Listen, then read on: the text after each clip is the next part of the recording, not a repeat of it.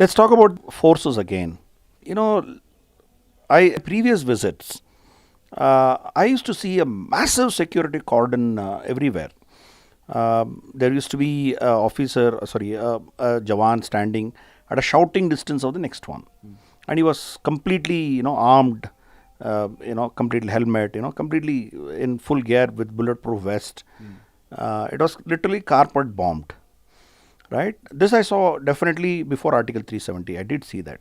Of course, post Article 370, when we came in 2 months, you won't expect things to have changed drastically.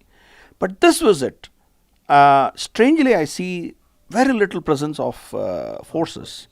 Most of the areas, they are there, but it's not to the extent that I saw before.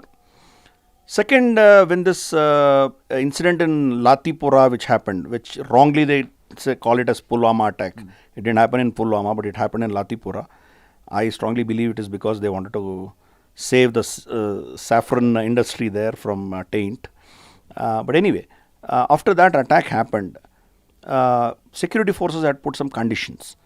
They said alternate days civil and military convoys would go. So from Jammu, you only had 3 days in a week, and the rest of the 4 days army convoys used to go. Now, of course, that is also changed. All day civilians can go. And we see a lot of fencing that they put across so that people don't come with cars from the lanes, and they did a lot of stuff.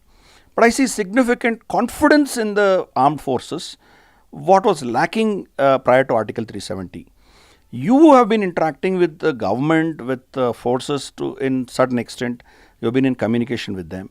What is your reading of how the security forces have considered this situation, and how have they changed from then now, and what do you think is going on?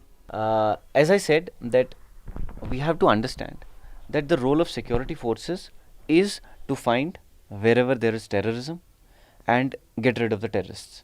That is what their whole role is. After 370 was revoked, there were certain pockets in Kashmir Valley which had a lot of influence of terrorists. But there were other pockets which did not have that influence. So obviously security forces realized that there is no point of coming out and standing in front all the time. So when they realized that the security situation in these particular areas has improved, so they decided to go back in the camps, and that is why you do not see them there. Okay, wonderful. And even if you see wherever they are, it is only on certain sensitive points. Okay. Because they are the points where usually terrorists cross over. Okay.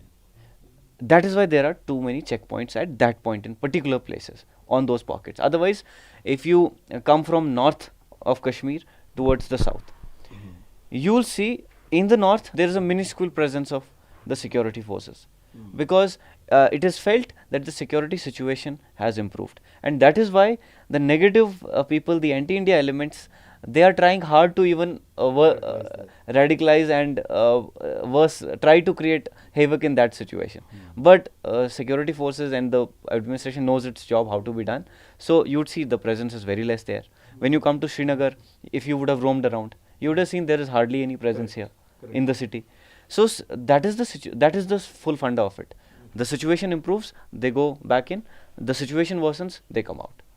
It is all for the people, for the protection of the people, to avoid, remove the terrorists from the places.